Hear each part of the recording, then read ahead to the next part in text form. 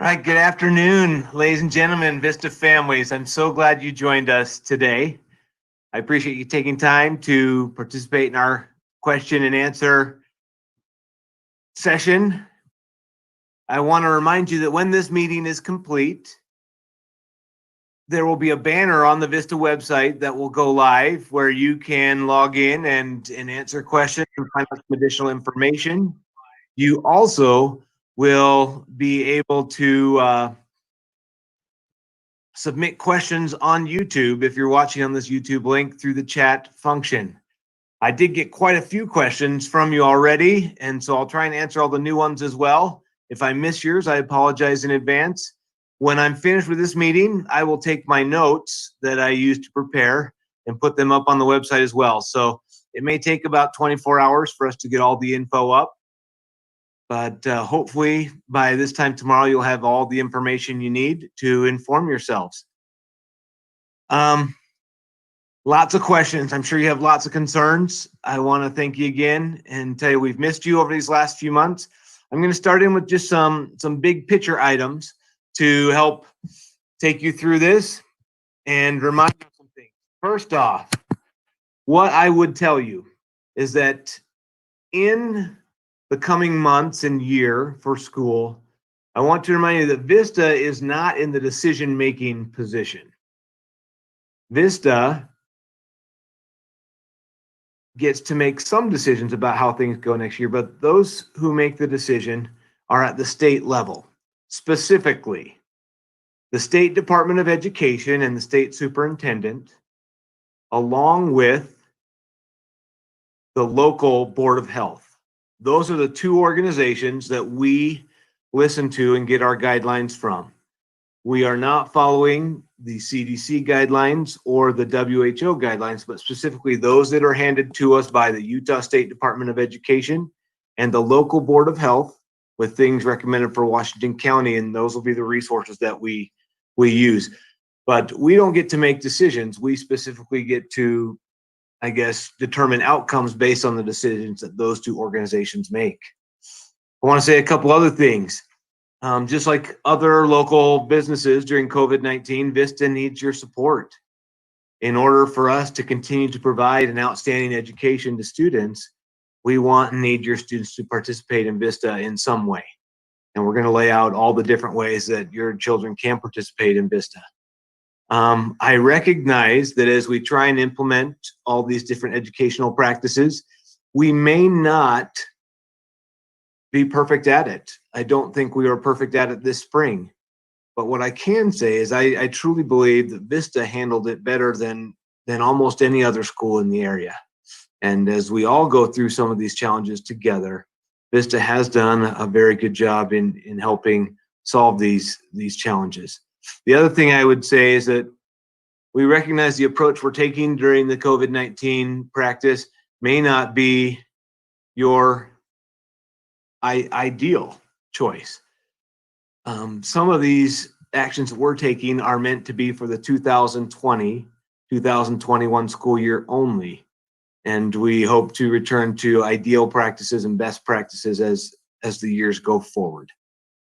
Now, one final thing that I want to point out as we go forward, most of our policies and procedures we've developed based on two areas. First, there are requirements. The State Board of Education has given every school and school district requirements that they have to follow in order to open in the fall. We plan to follow all of those requirements. On the other hand, there are a number of recommendations from the state, from the CDC, from other private organizations about what they think might be the best practice, most safe. We are looking at all those recommendations and we are taking into account what are given, but we are only accepting recommendations we feel are in the best interest of students and practical for the function of our school. So again, we will follow all the requirements to open. And then we will review and follow some of the recommendations and others will be set aside. And so by doing that, we're going to come to kind of a middle ground, moderate approach. We love all our Vista students and we recognize that perhaps that approach isn't what you as an individual or as a family feel are in the best interest of your child. And so we encourage you to take a look at some of these alternative options that we're setting out there so you can stay connected to Vista as we go. All that being said, I'm going to jump in. I think I had about 45 questions submitted online. I'm going to try and answer them as best I can. Remember, you can submit questions on the YouTube chat line. And also, after this meeting's over, a link to this meeting will go up. A lot of information will go up on the banner on our website with additional things you need to do as we go forward. The question I got most often was, will masks be required at Vista next year? And so here's how I want to answer that. Right now, the state requirement in order to open in the fall is that teachers and staff members must wear masks if they are not social distancing. And what that means is a teacher may set themselves up in the classroom at some place. Maybe they're at the front of the room doing some direct instruction, or they're in a corner of the room talking and working with students. If they are more than 6 feet away, they will not be required to wear masks. However, when they begin to do one-on-one interactions in small groups, close proximity things, Vista staff members will be required to wear masks. That's a requirement to reopen. However, students are not required to wear masks in the green phase of COVID-19 response, which is where we anticipate opening. So we will not require students to wear masks. Masks will be encouraged, and we know that there are a lot of reasons to wear masks, but if an individual student or family doesn't feel comfortable wearing them, they won't be required to wear them while attending our traditional on-campus work. Staff, yes. Students, no.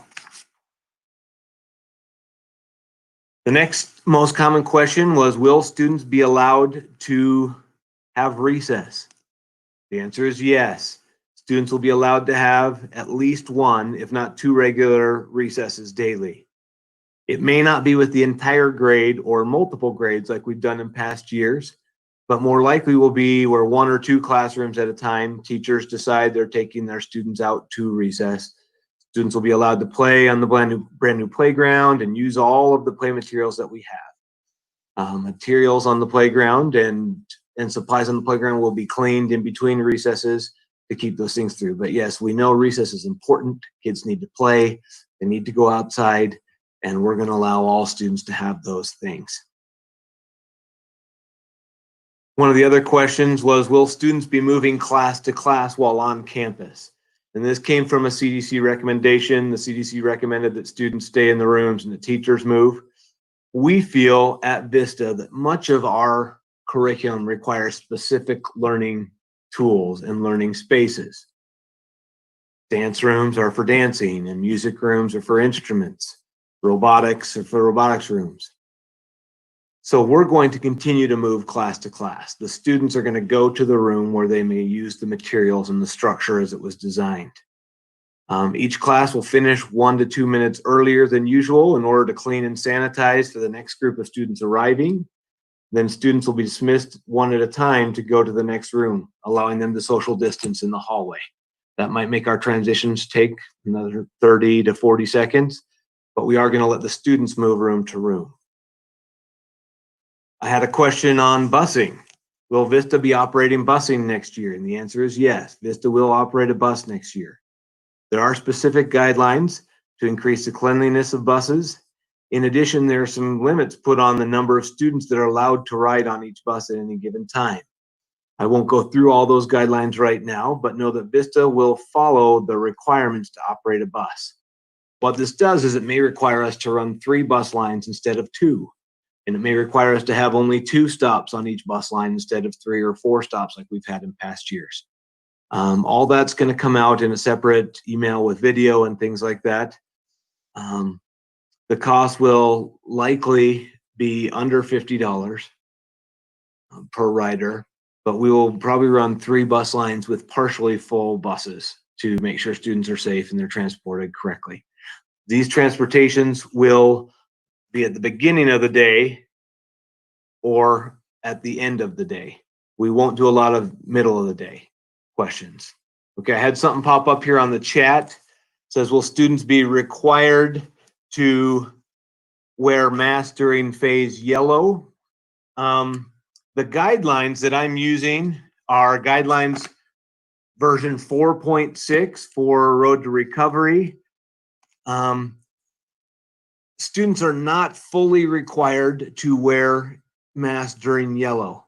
However, that's something that's been in discussion, and I'll tell you with version 4.6, this is about the 20th version that we've had. And so there may be a specific guideline from the state that says they have to wear them during yellow. And if that's the case, we'll do that, and we'll make some adjustments at that point as to how we run things in the class. There were a couple questions that popped up. Will students be allowed to wash hands in between classes? Let me talk about the classroom setups for a minute. Each classroom does have a full hand sanitizer and a sink in it where students can wash their hands at any time. Teachers will be asked to make sure that their students sanitize or wash their hands at regular intervals. I don't know if that'll be right as they're changing classes or at the end of class. Perhaps it'll be when they finish an activity and it's a good transition point. But yeah, students will wash their hands and or sanitize their hands at regular intervals throughout the day in their classrooms. There are also sanitizers in the hall and in all the common spaces, so students can sanitize there as well. In addition to the additional bus lines, we are also going to set up 2 different shuttle places nearby so that we don't have as much traffic for arrival and dismissal. That allows us to have student social distance at drop off and pick up. We've arranged at Unity Park to have a shuttle that'll run about 10 minutes before school starts and about 10 or 15 minutes after school gets out. And we can have 30 to 40 families at those 2 locations, Unity Park and the parking lot at Tuacahn High School, where families can congregate, and that'll help keep the traffic down. I'll talk more about that in a later video as well. Let me keep moving through some of the stuff. People really want to know what the on-campus traditional learning model will look like. What will the cleaning requirements be and how will class work? Our on-campus traditional learning will vary a little bit based on the state's COVID response levels. Remember that some things will be required at certain levels and not at others. The 4 COVID response levels are red being the most restrictive, then orange, then yellow, and then green being the least restrictive. Under green response level, a full student body will be allowed to attend the building each day. We will take the temperature of each staff member and each student upon arrival on campus. We have a number of thermometers. We'll be checking them at each door. And so every staff member, when they get here, will have their temperature taken. And every student, when they arrive, will have their temperature taken. The requirement is, if a staff member or a student arrives at school and is symptomatic in any way, that means a fever, stomach problems, bowel problems, anything like that, cough, snotty nose, that they must be returned to home as soon as possible. Students will attend classes with a full student body. They'll be asked to social distance where possible, and classrooms will be spread out as much as possible, but students may be asked to sit closer than 6 feet during many of their courses. Classes will run as normal as possible. There will be additional cleaning, like I said, with hand sanitizer breaks regularly in each class. They'll be sent one-to-one to the sink or to the sanitizer. In addition, we are hiring an additional custodian during the day whose specific task will be to circulate the building and continually clean and wipe down common surfaces. That may be desks and countertops in classrooms, hallways, stair railings, things like that. And they will simply circulate the building all day, making sure that all those common spaces are clean and sanitized. If we move to yellow, orange, or red, in conditions that don't allow a full student body on campus, this will most likely move to a split schedule. And what that means although the details aren't final, the general concept is that Vista student body would be divided into two parts, perhaps based on alphabet, perhaps based on location of city where you come to accommodate busing or things like that.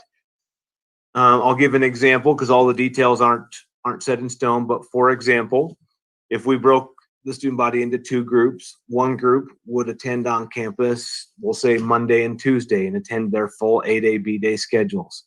But they would have fewer students in each class. They would be fully socially distanced at all times, and most likely be wearing masks during those times. They would attend Monday and Tuesday. This is just one example of what we're looking at. Wednesday would be a non-attendance day.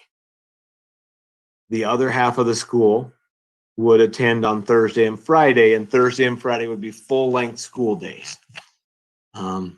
And so that's how we would make sure everybody got contact with teachers at least 2 days a week, face-to-face in small group, and get the attention that they need.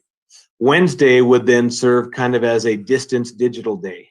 Teachers would in service together, they would make recordings, they would put up things online. The weekly email with slideshow that went out would go out, and things would be accommodated. It'd be a way to make sure that students were getting work at home, but also getting work at school if we moved into that phase. We've been piloting this a little bit over the summer with some remediation groups and found some good success. And we feel like some version of this would probably be what we would do if the school was required to move back to phases, especially orange and red. Yellow, we have a little bit more flexibility.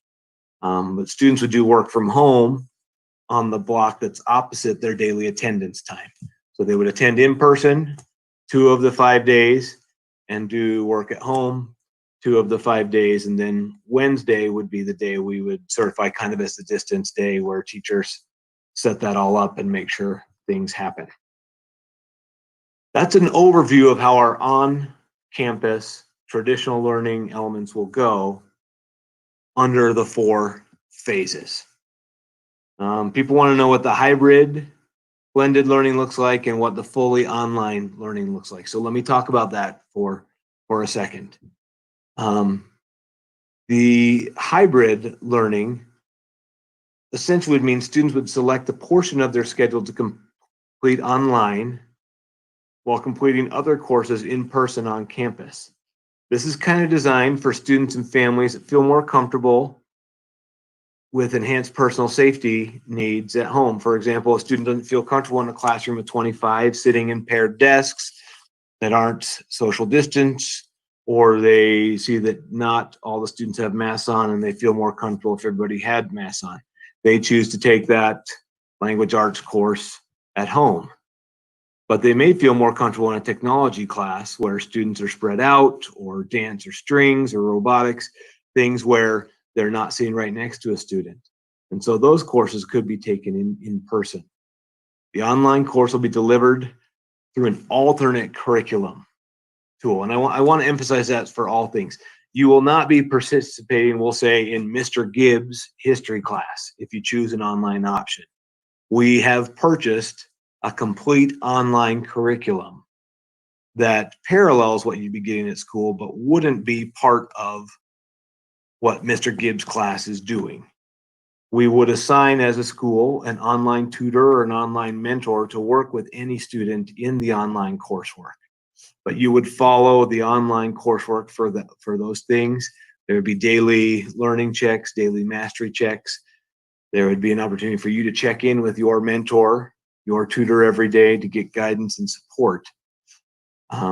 But it wouldn't be like we did this spring, where a teacher was trying to administer stuff from afar and assigning videos and things like that. If you choose an online course, it is a separate, complete curriculum administered by Vista, but not necessarily taught through Vista. And so that's important to understand. And so if you choose a hybrid, you could choose 3 or 4 at-home classes for those that you felt less comfortable, less safe, or less healthy, and you could choose some classes on campus where you felt more comfortable or more safe. Or you could move to a fully online program.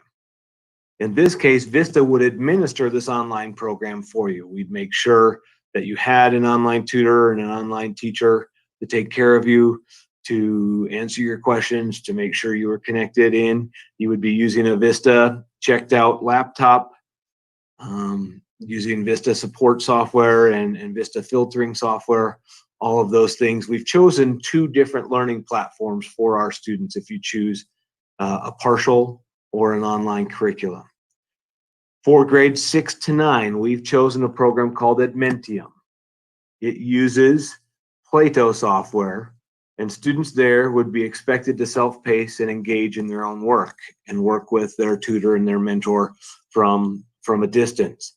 It is not a program that requires a lot of adult supervision or a lot of adult interaction. The parents probably don't have to sit side by side with that student and work with them. The expectation is that they self-manage and self-monitor. I will say, because it is a separate curriculum, the students can expect on any given day to be doing between about 2.5 and 4 hours of work. There is curriculum to be completed. There are short videos, there are short questions, there are investigations, things like that, and it's a complete online course. Students in grades K through 5 will be using something known as Calvert learning. This program does require adult supervision and adult participation. It also takes probably about 3 hours daily to complete. So it's designed, especially because younger students need a more adult interaction. They need more adult feedback. They need trial and error. They need practice and repractice and things like that. And so it is designed to have adults present with the child, or at least an older student present with the younger child to guide them through things. And so if you have 2 working parents and you've chosen the at-home component, we would encourage you to choose late afternoon or evening as schoolwork times, and during the day have childcare or other things going on, so those things can happen. But those are the 2 programs. You're welcome to check them out online and see consumer reports. They're fairly well approved. They're very well liked, and they're used by quite a bit of people. And so if you're choosing an online course, those courses will be administered by Vista and have support given by Vista, right down to technology and to tutors and mentors and things like that. But you will not be taking a Vista course taught by a Vista teacher necessarily. And this goes into things like, if you take a full online program, you may not be having all of the Vista electives. For example, in the arts, there is a theater and film class that you could take through Edmentum, but it wouldn't be Mr. Thomas's class. If you want to be specifically in Mr. Thomas's class, that would require you to be in the hybrid coursework or in the on-campus coursework to do that. People want to know, can I move in and out? Can I be part of the online? And then if I don't like that, can I be back on campus, or can I start on campus and then move to a hybrid? The answer is yes, but there are some caveats to that. Let me talk about that. On campus is what Vista's done for 11 years, and what Vista's done very, very well. These other alternatives are designed to help families that need an alternative path, whether it be for health or for safety, things like that. But that's not our traditional program. And so we hope that people will attend online, or excuse me, on campus. However, we recognize that some of you will need to do that. What we will likely do once we get into things is, if we have a large proportion of students who've chosen to do distance learning this school year, we might take some students from the large wait list. We have over 330 students on the wait list right now, and tell them that attending on campus is an option for them.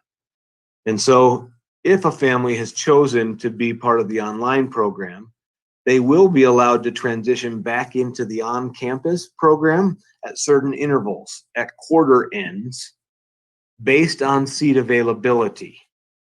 And what that means specifically is that you may have to take courses where we have seats available. If choir class already has 40 students in it, you might not be able to sign up for choir. You might need to sign up for piano or for theater or for some other class that isn't full if you move from the online course back into the on-campus course. Those transitions will happen on a quarterly basis. Like I said, towards the end of October, beginning of January, mid-March, where we have quarter breaks, where there is seating available, we would allow people to transition back in as much as they like. Going the opposite direction, you can do that at your leisure. If you start for a month and then feel like you would feel safer and more secure in a distance learning thing, you can transition back the other way. We've purchased enough curricula for anyone who wants to go that direction to go that direction. But we will offer some people on the wait list the opportunity to attend on campus for some of those who are moving off campus as that goes. What we ask you to do is to make this decision for us, at least your first decision, by July 1st. There will be a way on the website, on the banner after this meeting is over, to click in and answer questions and select and indicate what you would like to do. In the event you do not select an option, we're going to assume that you're attending on campus in our traditional ways. But if you'd like a hybrid option or a fully distance learning option, you'll need to log in to the website and select that. I know I've been moving through things. People wanted to explain the cleaning and sanitizing of rooms in preparation for students between classes. I talked a little bit about that. When students have fully exited the class, we do have safe but industrial grade sanitizer in every room. Teachers will wipe down desks and chalk and things like that. We have cleaned the carpet in every classroom twice already this summer. We will do that more frequently. Let's talk about materials. Vista will try to provide group materials for everyone like we do each year. One of the recommendations of the CDC was to buy individual materials for every single student and have them not share. Although that would be ideal for health matters, it's not practical for the school to try to do that. And so if you feel like your child should have their own materials, we agree with you and we support that, but we would want you to purchase and bring your own crayons, your own markers, your own scissors, and have the child carry them with them in their backpacks. One of the things we did this summer is we did purchase sufficient Chromebooks so that every student in the building has access to their own Chromebook. In the event that we have to go to a phase orange or a phase red and computers will get checked out to people, we have sufficient for every child to have their own. This last time we were 2-to-1, and this time we'll be 1-to-1. They will stay in the classrooms while we're in phase green and probably in phase yellow, so the students can use those. But when and if we have to move to an orange or red, there'll be a computer for every single person who needs one, and they can take those home. So you won't have to be sharing Chromebooks. You won't have to be sharing those items. Every student will have access to their own. One of the questions that came up, this came through again, will the school be taking temperature of my child each day? Yes. We are taking temperature each day and each staff member. It will be a non-touch thermometer, one that we kind of wave in front of your head. We have a range of temperatures that will be acceptable and ones that'll be over. I haven't published that yet, but we'll go through those things. Sam, here's a question related to temperatures, if you want to just answer it now. In case it's high, would they be retested because of the hot temperatures outside? It might get a false positive. Could you go ahead and answer that while you're talking about temperatures? Yeah, one of the requirements that we have in order to reopen is that we have to have a small, I guess, quarantine zone on campus. And so we have our nurses station, and we also have a couple other locations where if a student came off high when they first came in the door, we would probably have them go to that station. We'd let them stay there for 5 or 10 minutes, get a drink, sit and rest, and then we'd retest. Yeah, we recognize there can be false positives and false highs and things like that. So yeah, we wouldn't just, stuff the child right back in the car. we would give a chance to check and verify, if they came right back in from running around, their temperature is going to be high. And so there will be some of those things, but we are required in order to open to have a small quarantine location for someone who is symptomatic who's at school. We do have some extra masks and things like that we would hand out to a student if they were in that quarantine zone, just in case they truly are a carrier, that they wouldn't pass that to others who are in the quarantine zone. But yeah, I hope that answers the question. But yeah, we won't be absolute there. We'll try and have some variability there and some flexibility there. I will also say the same is true of staff members. One of the challenges with the situation is a staff member may arise and have a high temperature, and they're supposed to teach class in 15 minutes. And so there may be some covering of classes by someone who isn't the assigned teacher until we're able to get a sub in place each day. We may have some floating staff members who are just showing up each day to be available to cover classes and do things as we work through those elements. Did that answer that question, Ms. Ehlers?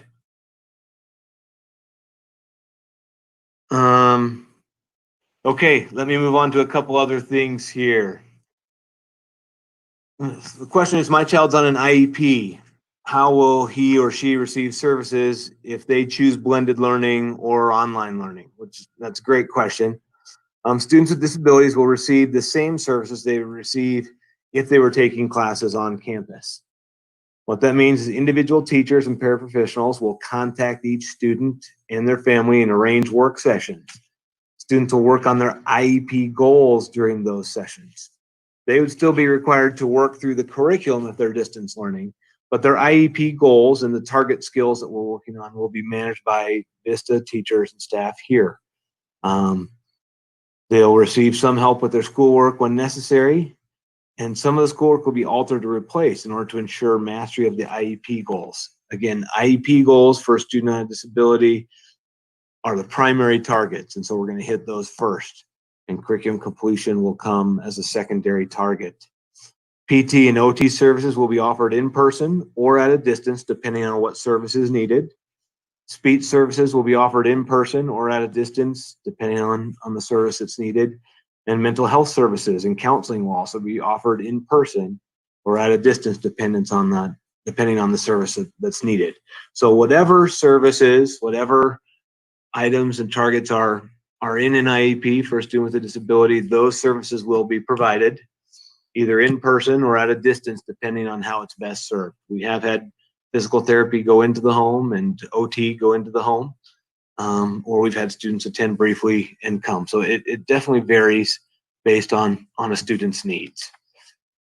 Question about how will extracurricular activities be handled, specifically performance in arts activities where most of the questions came.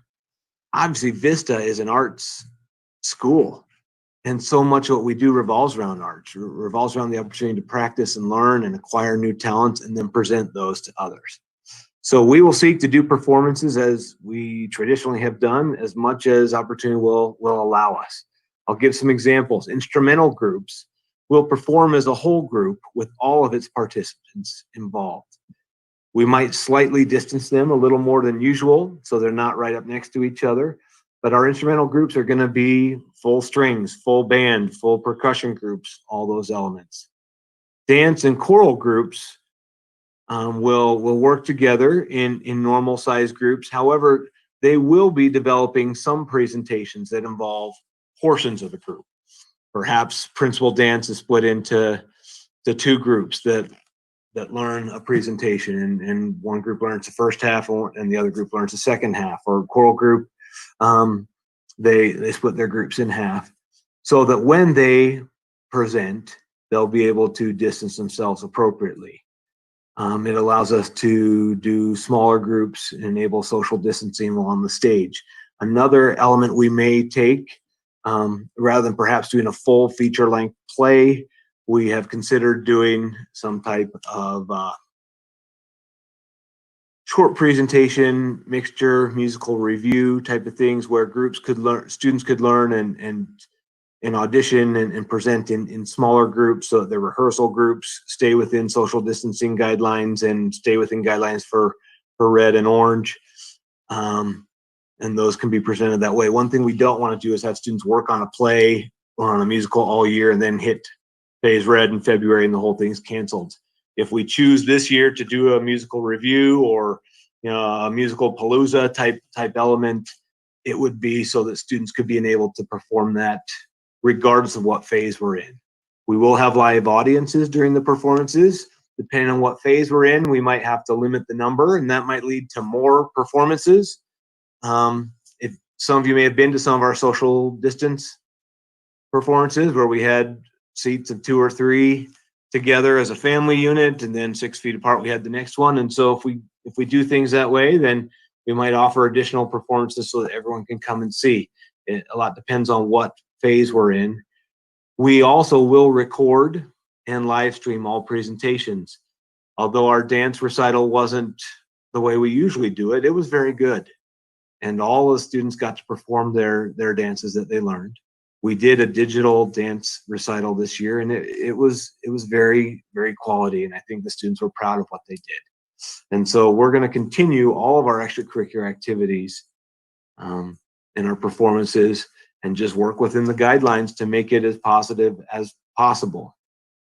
One exception to that is we will likely have less travel for our performing groups, less field trips, fewer community outings, simply because of some of the busing guidelines that we might be under, and the fact that where we go might be under different safety guidelines than a school is under, and we want to maintain safety for things like that. So we may not be traveling as much with our groups this year. We might be doing most of our stuff in-house just to maintain and keep things the way they should be. How will lunch be handled? You've probably read or heard a lot of different recommendations on this. There is no state requirement at this time on how lunch should be handled. There are only recommendations from different groups and organizations. And so, to be honest, we're still in the process of determining how lunch will be handled. Some recommendations say students should eat in their rooms and not in the cafeteria. Others indicate that the cafeteria might actually be easier to sanitize and keep clean. So we're reviewing both these options right now. We could stretch lunch further across the day in order to accommodate fewer students at a time in the lunchroom. We also might increase our outdoor capacity, get some more outdoor seating, or even our indoor capacity. Make sure that we have seating in the whole gym rather than just half of the gym. We may use classrooms. We're still in the process of determining this. What's going to drive this is what allows us to keep things the most clean and sanitized and also the best monitored. We'll choose the pathway as a school that fits that element. And so we're reviewing that, but we're going to keep lunch safe and wholesome however we choose to go that direction. There was a question, what options will be available for kindergarten? Because kindergarten is on a partial day, we recommend either a full distance learning program or a fully on-campus learning program. A hybrid program would probably be impractical for kindergarten students where they came for an hour. Parents would be driving back and forth. Busing and transportation would be limited, things like that. And so there might be an individual situation we can discuss as it arises for kindergarten, but in general, we're encouraging families to choose either the distance portion administered by Vista or the fully on-campus traditional kindergarten learning experience for them. Keep running through my notes. One of the questions was, how will Vista handle unwanted physical contact in a COVID-19 setting? And I would say unwanted physical contact will be handled the way that we always handle it. We emphasize respect for other individuals and for maintaining personal space, but we also recognize that children don't always respect personal space. Teachers will monitor students in their classrooms and try and help them learn to keep their hands to themselves. Classroom management always begins with the teacher in the classroom, and so it'll be handled there. And if a student is having difficulty keeping their personal space and keeping their hands to themselves, that will gradually work its way to the administration if we're not successful in changing that personal space. But we're not going to do a different process just because of COVID-19. We want kids to keep their hands to themselves all the time, regardless of any situation, and we're going to manage it that way.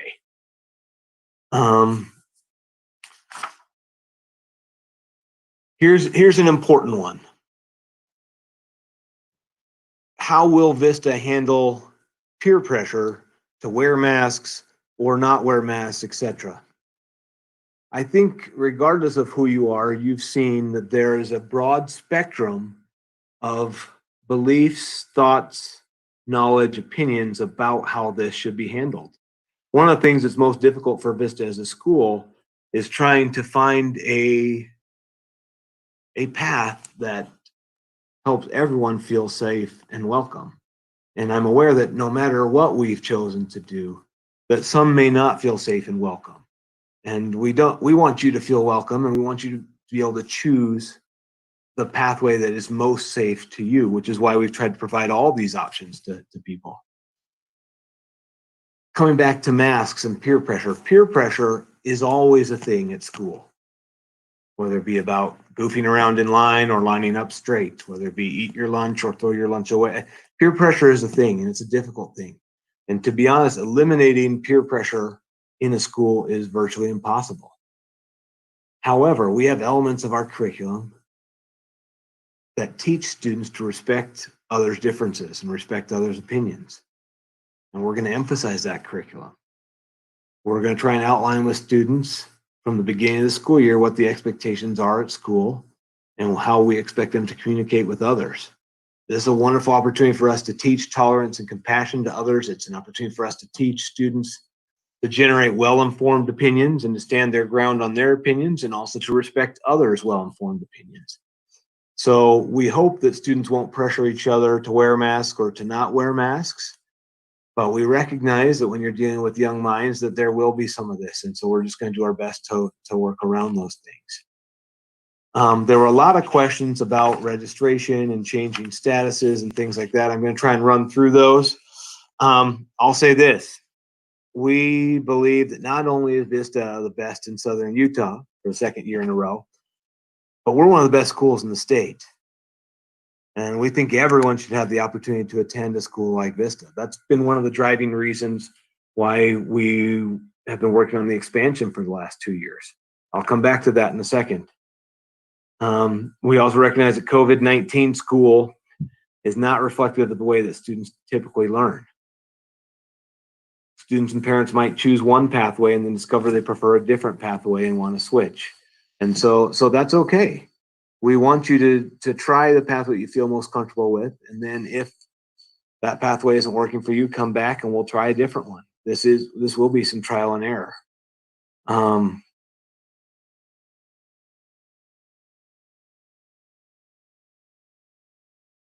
We will do our best to accommodate every request for every class.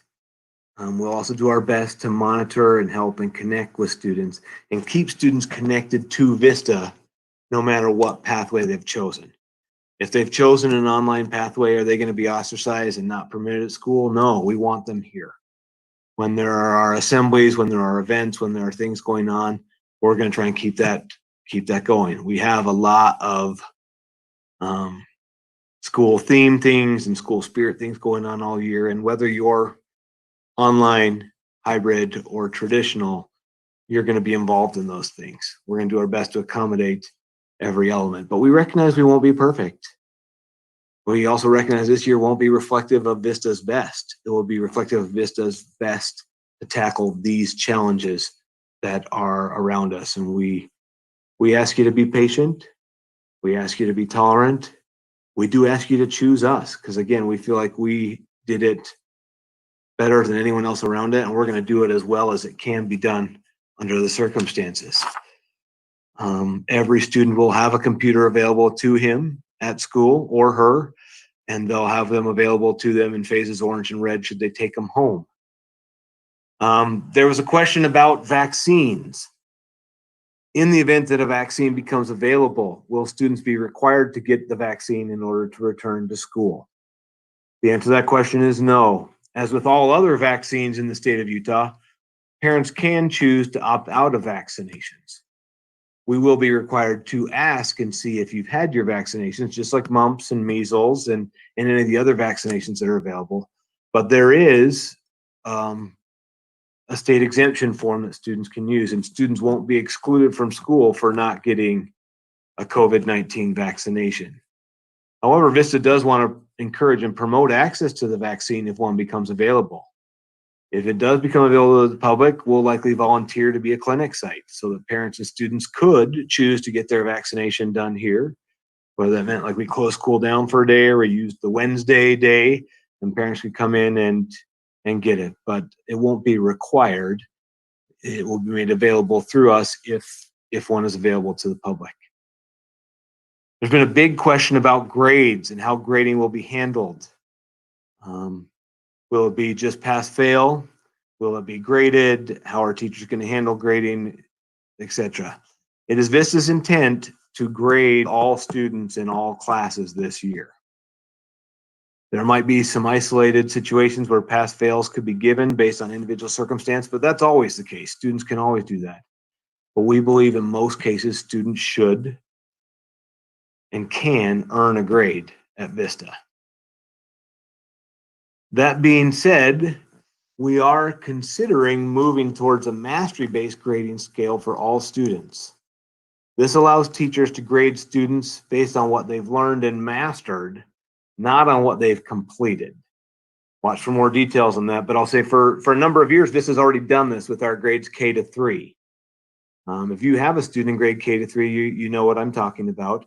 Students are graded on what they know and what skills they've obtained, not on how much they completed. For example, a first grader who gets a 3 on his or her report card, which is the highest grade possible in that grade, it means that he or she reads above first grade level, second grade or higher. He or she would get a 3, even if he wasn't doing the spelling list or wasn't doing his handwriting, because what it communicates is that he or she has mastered the content available to students in first grade. And the opposite's true also. If a first grader is reading at preschool level, he or she would receive a 1, which means they're reading at below grade level, even if he or she is doing all of their spelling and all of their homework, because they're not performing, they haven't mastered the grade level material. We believe that something like this will be really helpful during a COVID-19 element because of varying access, varying amount of time on task. How much can a parent help a student? How does internet access work? If we grade students based on what they master, what they learn, not what they do or what they complete, we feel like this is going to be a much more objective perspective of a student's progress and growth during the school year. We're talking about how that flows over into mid and upper grades, and so you'll get some more information there. But it is our intention to give students a grade as they earn it this coming school year. Question about drop off and pickup. How will drop off and pickup? I know your favorite part of the day. It will be a little bit different. We'll likely post a video in July of some of the changes, but one of the first things I'll point out is that the building will open to students at 8 a.m. instead of 8:15. So we encourage parents that need to go ahead and drop your students off beginning at 8 o'clock. They'll be admitted to the building. Part of that so we can take their temperature. With 900 kids, we just can't take it in 10 or 15 minutes. Class will begin officially at 8:30 this year instead of 8:25. So the building will be open between 8 and 8:30. Students can enter immediately upon arrival. Their temperature will be taken and they'll go to their first bell class. There'll be some before school activities, perhaps some silent sustained reading or things like that. But that's how it'll work. We believe by giving students 30 minutes to get to class, that will be enough to take care of all the things that we do there. We encourage families to drop off that whole time between 8 and 8:30. Vista is adding a third carpool lane next year. In addition to the red and blue zones, we're going to add a green zone. We're in the process of determining how best to divide student names up in order to get people through more quickly. We will also likely stagger dismissal times a little bit. We might have people with early dismissal times right at 3:05 and others with dismissal times at 3:15 in each of those 3 carpool lanes. We're still working through some of those elements, but what we really need is cooperation by the drivers if we run these carpool lanes. If you're scheduled to be here at 3:05 to 3:15, please don't show at 2:15. But also don't show up at 3:30. Try and get into your lines and be in those elements. We think this will help us avoid large clusters of students that aren't socially distanced outside. That will allow us to kind of recognize cars as they come in and call students and get kids moving through. So with the 3 carpool zones plus 3 potential bus lines and 2 shuttle zones, we feel like we can handle and accommodate arrival and dismissal a lot more cleanly and clearly. One other question that came up is what's happened with the expansion and the new construction. The new construction is moving forward. The bond should close in the next 2 to 3 weeks, and then we'll resume architectural work. We did kind of put things on hold during the COVID-19 piece, one because of the volatility of the stock market. We wanted to make sure we could sell bonds at an appropriate low interest rate, and it made it impossible to do that. The 3-month delay did move our construction window from trying to open in fall of 2021 to, which was our original target. We will now be opening in fall of 2022. We're excited for the new opportunities that building provides, all the additional facilities and access that it provides. But we are going forward with that. It will generate a lot of opportunities for people, but COVID-19, the delay on the stock market and on construction scheduling did delay us for opening from the 2021 to the 2022 year. That is a summary of all the questions I got in advance. At this point, I will put these up in bullet points tomorrow morning, probably on the website. Again, I encourage you, after this is over, to go to the banner on our website and you can fill out surveys about whether you want to be involved for sure in the fully online, the hybrid, or the fully on campus. There are some videos there that give some connection and links to the online materials, and you can see what the curriculum does and how it works to help you make that decision. If there are questions that need to be submitted or have been submitted on YouTube in the middle, I'm happy to answer them at that time. Mrs. Ehlers, are there any more questions that came through that I did not address? Mr. Gibbs, I think you got all the questions, and we were also messaging in. The only thing to emphasize is that if we could have people let us know by July 1st, then we can make the best possible plans for students. So July 1st is our date. Yeah, that really does help us schedule you and make sure we have all the materials set up. You're not stuck in that for the whole year, but we would have transition points based on availability throughout the year. But yeah, if you can log in and tell us if you want one of those alternate paths for this coming school year by July 1st, that would help us. I do want to say one thing. I want your children here at school.